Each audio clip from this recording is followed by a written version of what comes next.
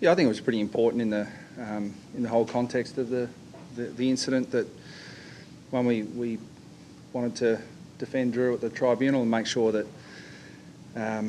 he went into the back half of the year without anything hanging over his head. So the result was good for us. Has Brian Martin apologised to Drew?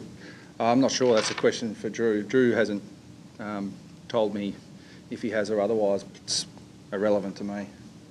The 4-week decision to like adjust was up in your... Oh, I'm not. It's not really for me to comment. I mean, it's there's going to be plenty of opinion on that, and I think I'll reserve my opinion and for once keep it to myself. You haven't been interested in observing that, see how the tribunal goes through? No. Once Drew left the tribunal, I turned it off. So that's no longer our concern. Our concern is for our player, and that's it. The footy world can debate the Lake and Hawthorn side of it. Did your top 4 hopes increase last weekend because 3 teams above you lost and one of them thanks to you? Look, top 4 is going to be talked about for the next 7 games, I imagine, but we can only hold up our end of the bargain and try and gather some momentum in the back half of the year and certainly search for the consistency that's so far eluded us this year. And that's our primary focus. All we can do is win as many games as we possibly can, and that's going to be our focus. As soon as we start looking at potential ladder positions, I think we take our eye off what's really important. What I will say about the top 4 is I still don't regard us as a genuine top 4 side. 1, because we're not there, and 2, because top 4 sides consistently back up good performances, and we haven't done that yet. Is there any need, you mentioned momentum forward, to mention that to the players, the fact you've only twice won consecutive matches this year? Oh, I think they're well aware of it.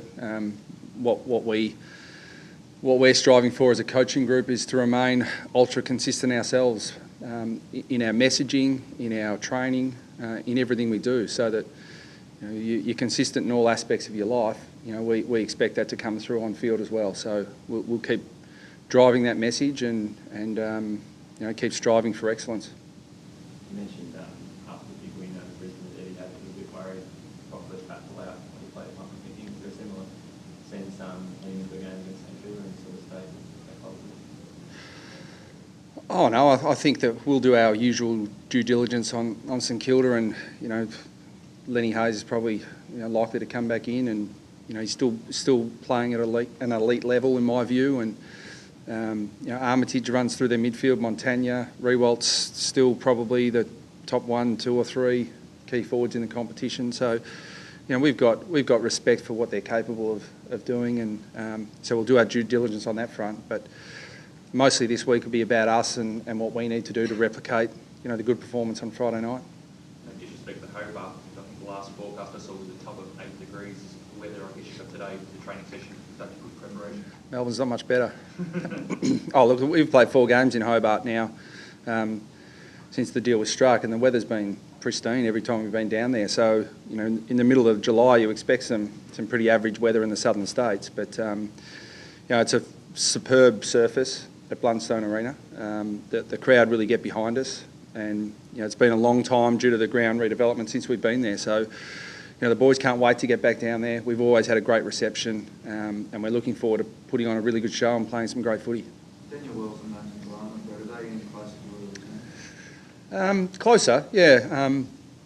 They've still got some hurdles to jump, but both improving week by week. And I feel a bit for our medical guys, because everyone in this industry wants a return date, and a lot of the times they've got to guess. I mean, my focus is on getting them both back into full training, and then once they're in full training, we can put a return date on them. But they're both really important players. We'd love to have them back, but we'd be foolish to rush them back and lose them for the rest of the year because we brought them back too early. How's Jack Steele looking? He ran really well on Monday. He'll do some more running today, and I think he'll still be a fitness test probably tomorrow as to whether he's going to play or not. But the way he looked Monday, I'm optimistic, but not certain. Is there a chance you might take him to Hobart away? No, he'll have to prove his fitness by Thursday when we put the teams in. He'll either, if we name him, he'll play. and obviously if we don't, he won't. But we won't be giving him right up until the last minute, given he's already missed a week. Based on Levi Greenwood's form this year, do you look back and think, we should play him for more than 11 games in the last 2 years, or do you look at his form as being a reward for making him really earn his spot since guys like Cummings and that have just moved ahead of him in the second order? No, I don't think I look at it either way. Levi played 11 games in the past year or so due to his own performances, and he acknowledges that. I mean, Levi's had to fight for every opportunity that he's been given. We haven't gifted him any opportunities. That being said, the injury to Swallow opened one up for him late last year and again early this year, and full credit to him. He's taken that opportunity. So, I don't look back in hindsight and think we should have played him earlier. I think, the message to Levi was he had some areas of his game he needed to work on.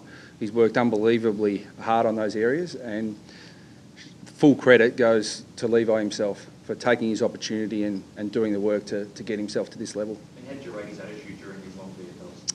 Superb, outstanding. He's a terrific person to have around our football club. He's got great football character, great character full stop. So I've got a lot of time for Levi, but that being said, my job's to put the best side out on the field to get wins for North Melbourne. And when he earned his opportunity, I was happy for him, but we'll keep picking the best side, and clearly Levi at the moment is in that. He's always got a lot of the ball, but is there anything else that he's doing this year that he wasn't doing in the past couple of years?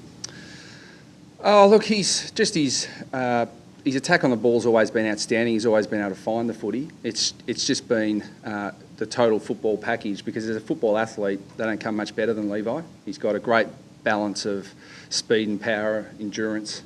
But it was more some of the football awareness stuff and the game plan stuff that we needed him to work on. And now he drives that as much as anyone. It's a great credit to him. Jim Monton would have been in good form recently in the VFL. Are they getting closer to the Both are. Trent will push really strongly this week for selection. We'll look at the balance of our midfielders, whether Zeeble comes up or not. But he's showing a great attitude at the moment, the way he's going about it. So he's close, and Mason Wood, I suspect, is just being kept out because of the form of some other forwards.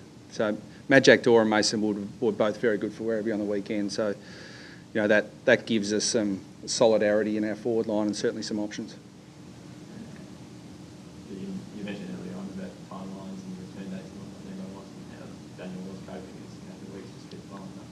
Oh, well, it's always been hard when you've been out for a long time, particularly early on in round 5 when we thought he was going to miss 1 or 2.